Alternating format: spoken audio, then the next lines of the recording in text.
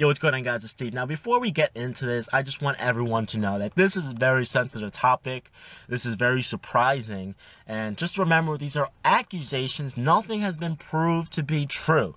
Everyone is innocent until proven guilty. So I don't want anyone, thinking like, oh my God, I can't believe we don't know what happened just yet. Let the authorities do the investigation and then we'll come back and see what really happened. Now, I'll sit here and I'll tell you guys all the details. Then I'll tell you my honest opinion on it. And I'm not going to take any sides. Like I said, I'm going to wait for the authorities to handle it and all the information and details to come out. But I'll tell you what's like alarming to me on both sides of the story. Because some things are making me lean one way and some things are making me lean the other way. So supposedly Kristaps Porzingis is accused. He's not supposedly being accused. He is being accused of raping a woman in New York City 2 years ago, I believe. And the reason why, according to her, that she didn't come forward sooner is because he offered her $68,000 under the table to keep her mouth shut. The money never came in, and now she's seeking help from the authorities because she wants him prosecuted. Now, here's the thing. Now, I also say it was supposedly an African-American woman. It doesn't really matter the race. I'm just trying to tell you guys all the information that we have so far. And she said that Porzingis called her my slave. Supposedly. This is, again, news organizations twisting. So take all of this at a grain of salt. And supposedly he beat and raped her, according to her. Numerous times. So there's a lot of crazy accusations going on right now towards Kristaps Porzingis that are very, very surprising. Rick Carlisle came out and said if he wants to take some personal time away from being on the bench or whatever, we would certainly grant him that, but that would be his call. That would be his call. At the end of the day, pretty much what the coach is saying is like, it's the end of the season. If he wants to leave, go ahead. Like, we suck anyway, So this is very surprising. Very surprising. Now, here's something that's very important to know. If it is true, unless there is video evidence or like surveillance video, but like video evidence of the rape actually happened, it can never be 100% proven to be true at this point. And here's why. Supposedly this happened almost 2 years ago. So if it did, all of the DNA evidence that the police would have had is gone.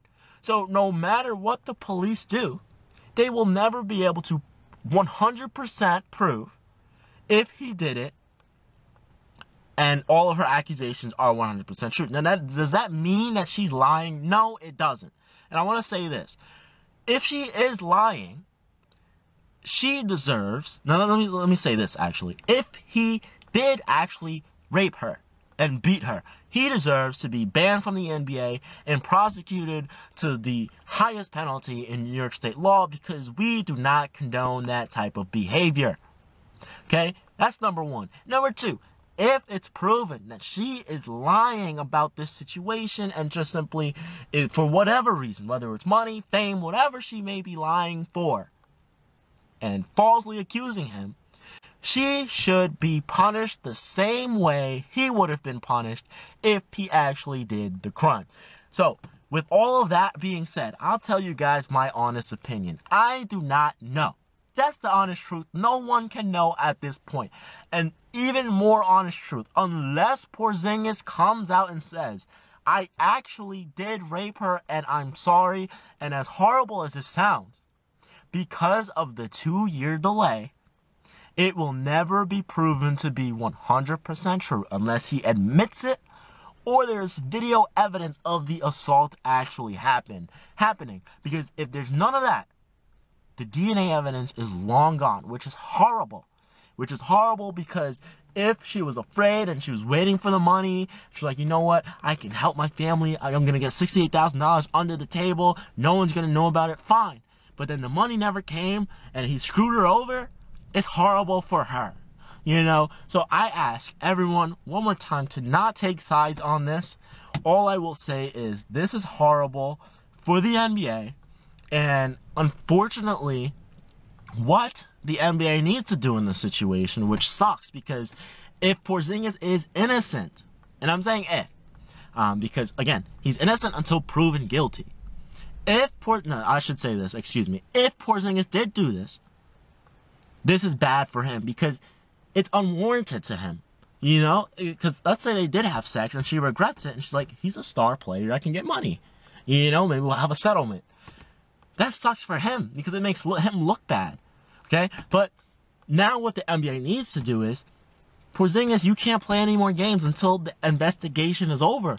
Because if it turns out to be true, and there's video evidence of the assault happening, or there's DNA evidence somehow, some way still available, or he admits it, you know, down the line, and the NBA still let him play in the game, that's going to make them look horrible. So the NBA now has to say, Porzingis, you cannot play until this investigation is over, which is so unfair to Porzingis if he did not do this crime.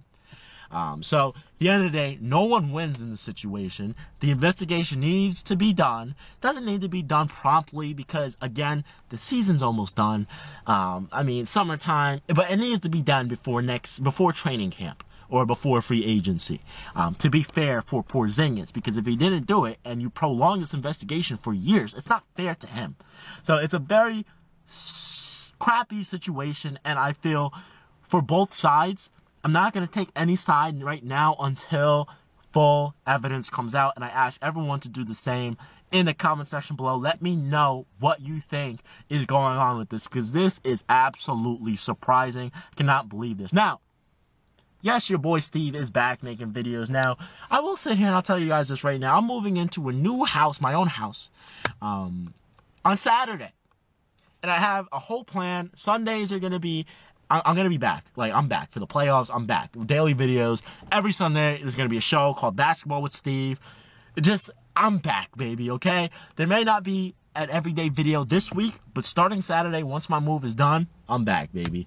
I've just been, you know, that's it. Anyway, this is a very crazy situation, and we just got to take our time and see what happens. Anyway, it's been your man, Steve. I'm out, man. Peace.